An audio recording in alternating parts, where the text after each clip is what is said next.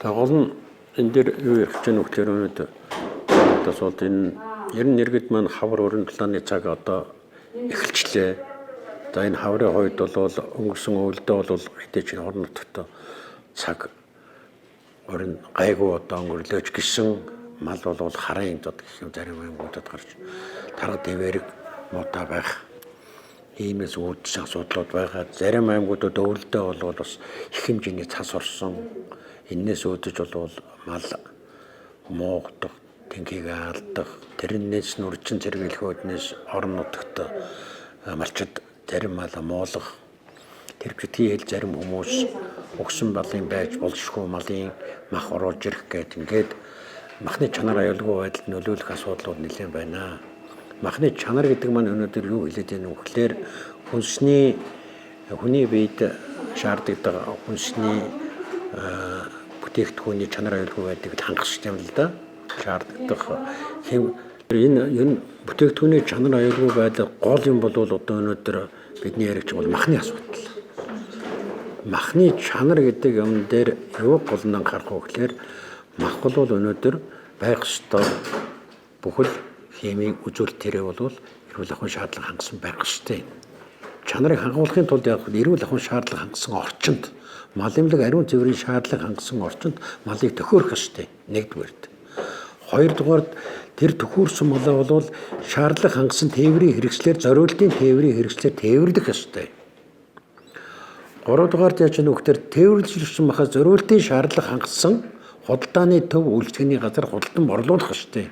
Ингэж мах бол шаардлага хангасан орчинд махны шаардлага хангасан орчинд бол худалдан борлуулагдаж иргэдийн гар дээр орох юм а гэж ингэж ойлгох хэрэгтэй.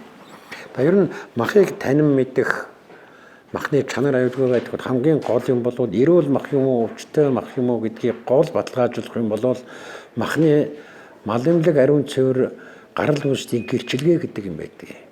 Энэ гэрчилгээг орон нутагт байгаа мал эмнэлгийн байгууллагууд нь хувийн мал эмнэлэг үржлийн нэгжүүд нь эм тарилга туулгалт хийсэн малын эмчин энэ эм хийх хугацаанд дуусчил энэ мал эрүүл эдний суурийн мал эрүүл гэдгийг баталгаажуулж өгч байгаа гарал үүслийн нэг өрхийн баталгаажт юм байгаа. Энийг тухайн сум орон нутагт байгаа төрийн байгууллагууд нэгүүлэх юм бол мал эмнэлгийн хяналтын улсын байцаагч сумын засаг дарга нь холбогдох одоо төрийн одоо хяналтын байгууллагууд гэдэг чинь хууль хүчний байгууллагуудын хүмүүс цагдаа тэргээлэх гэдэг юм уу энэ хүмүүст баталгаажуулаад нааш орж ирж байна гэж ойлгох хэрэгтэй. Гэтэл та махаа худалдаж авахдаа гарал дуусал баталгаажилт гэдэг юм энэ бол нарийн нягт шалгаж үзэх хэрэгтэй юм аа. Нэгдүгээр асуудал. Хоёр дахь асуудал юу гэхээр өнөөдөр яг махыг гаднаас нь харж мэдрэх асуудал байгаа. Би урд нь ярьж байдаг. Ер нь малын мах гэдэг маань өнөөдөр Монгол улсад малыг ер нь махыг яаж бэлддэг вэ гэхээр уламжлалт юм уу үйлдвэрийн аргаар бэлдэх гэдэг ийм хоёр арга бай.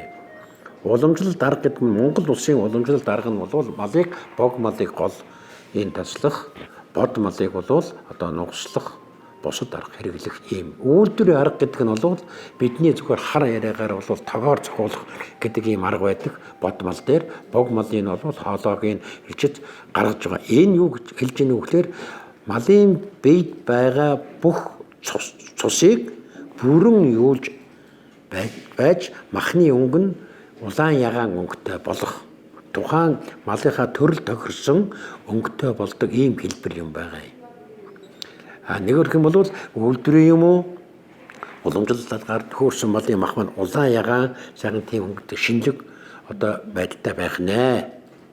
Агуулга зойронд хадгалагдсан өхрийн махыг 6 сараас илүүгүй хугацаагаар богийн махыг бол 8 сараас илүүгүй хугацаагаар гэдэг юм ингээд хасах 18 градусын хэмд хадгалах юм бол бас чанар байдал алдахгүйгээр гарч ирдэг. Гэхдээ энэ зойронд байсан мах байна. Энэ дөнгөж сая төхөөрж ирсэн малын мах байна гэдэг хүмүүс бол өөрийнхөө мэдрэмжээр ялганаа. Ийм юм байгаа. Дараагийн нэг асуудал энэ махан дээр бид нэг гол анхаарах юм бол бохирдлын асуудлууд байдаг. Энэ мах маань өнөөдөр хэдий ч нэ шин шаардлага хангацсан ч байлаа гэсэн замдаа тээвэрлэлтийнхээ явцад нөгөө зориултын бус тээврийн хэрэгслээр тээвэрлэнээс үүдэж мах өрөө бохирддог. Энэ яаж удаа маханд гадны нөлөөл өвс тоос хялгас. За тэгээ дээр наваачаад одоо хөдөө орон нутгаас төхөөрч байгаа улсууд чинь юу гэдэг вэ гэхээр шатхуун хандсан тээврийн хэрэгжтэйж байдаг юм уу? Бензин тосны үнэр орох гэдэг юм уу? Иймэрхүү байдлаар бохирдох нэг хэлбэр болж байгаа юм аа. Энэ бүхнийг бас урьдчилан сэргийлэх үүднээс иргэд маань юуг анхаарах хүсдээр тухайн худалдан борлуулж байгаа худалдааны төв дэлгүүр тийм энэ гадруудаас мах худалдаж авахдаа гарал үүсэл баталгаажлтын үүсгэх хэрэгтэй. Дээр нь энэ мах маань үнэхээр нэг чамд шаардлага хангаж байгаа эсхийн үзчихэд хэрүү нэг л эвгүй юм уу арай нэг өөр харалцсан, хуршдсан нэг янз бүрийн байдалтай байж явах юм болвол мэргэжлийн байгууллагуудад нь хандаж энэ асуудлаа бол шийдвэрлэх шаардлагатай гэж ингэж хэлдэг.